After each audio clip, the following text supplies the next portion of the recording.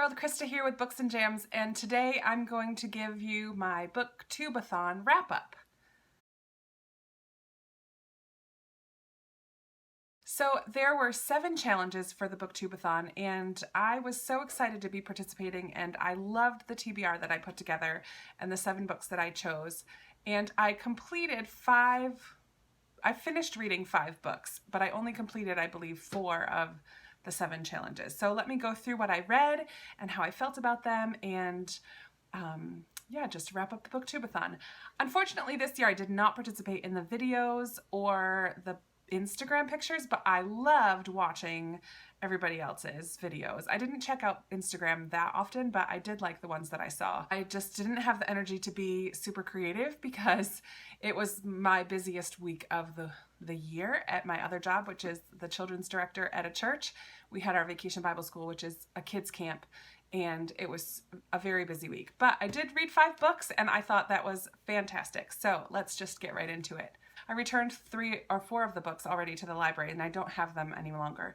But the first book that I completed was for the challenge of a book that you learned about because of BookTube, and that was Fairest by Marissa Meyer. I'll put a picture of it here. Fairest, I was really hesitant to read. I loved the Lunar Chronicles. I read all 4 of them, flew through them in January and February of this year, but I enjoy hating Queen Levine, and I did not want to like her. So I didn't want to read Fairest because I was just unsure if it was going to make me really empathize with her, and I didn't want to. But I read the book, I loved it, and I still hate her. So I guess it was a win-win. And the second book that I completed was also from the Lunar Chronicles, and it's Stars Above, the compilation of a few short stories. I forget how many were in there, but it was a wonderful read to give a little bit more insight into some of the side characters and some extra characters that weren't in the main books. And the epilogue, the final story at the end, was just lovely. A wonderful wrap up to a series that I did not expect at all to read or enjoy. But now it's gone and it's finished, and I'm very sad about that. But thanks BookTube for introducing me to the Lunar Chronicles, and I really enjoyed them. So Fairest and Stars Above were the first 2 books that I completed, and I'm counting Stars Above as pick a book, which is like the 7th challenge was to read 7 books, so you get to pick your own. So that's 2 challenges completed. The next book that I finished was Enchanted, which completed the challenge of read a book that has a movie adaptation, and you were supposed to watch the movie as well, and I did not watch the movie. But I read Enchanted by Gail, Carson, Levine. It's a middle grade fairy tale-esque book. Really, really enjoyed it.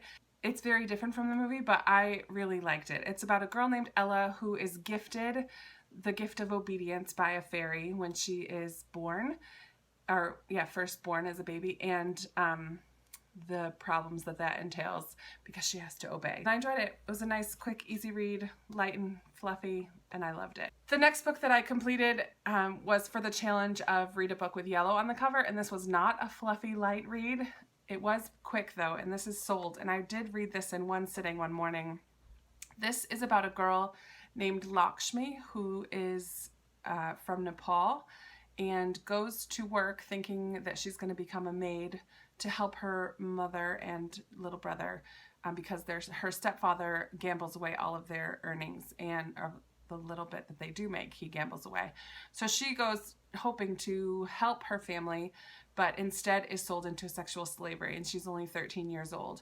And this kind of chronicles her journey of of being taken from her family and sold, and just her unknowing of what's really going on. She's very naive, just very insightful as well. It's just heartbreaking because I know that it's reality.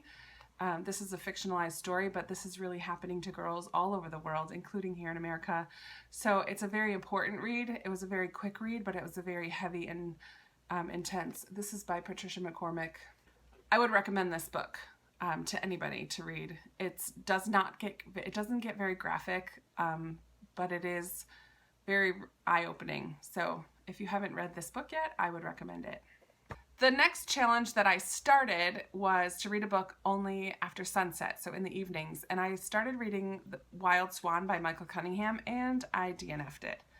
This book was a little too dark. It's a book of short stories that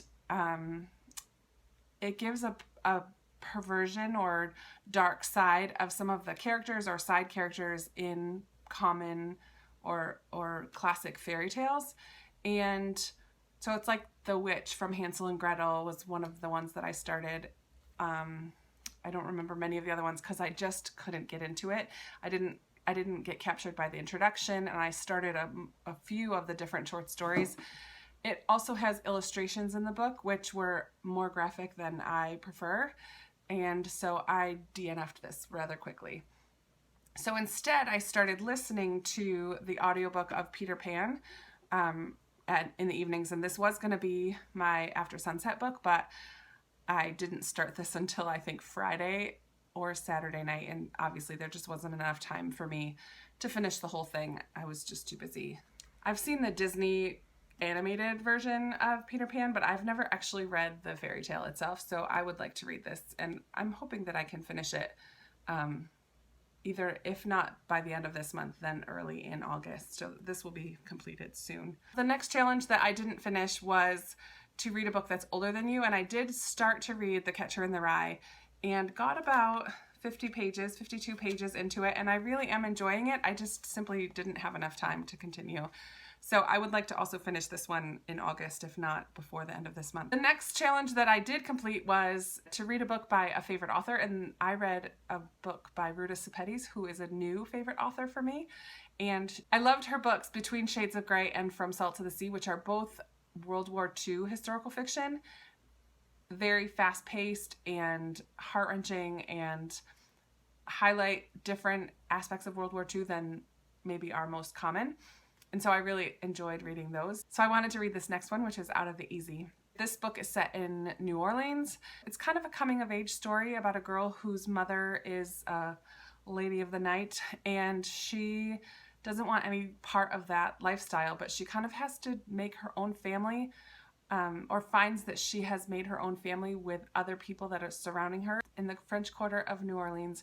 So she she cleans for the madam who her mother works for, but is very close with the other girls in the house and lives with a bookseller and his son, and it's just about her friendships and relationships and family, and it was a really beautiful story. I really enjoyed this book and was happy that I read it, and Ruta Sepetys did not disappoint. And that is it. So I only have 4 of them here. The others I had to take back to the library, but I did complete 5 books, DNF'd 1, and started 2.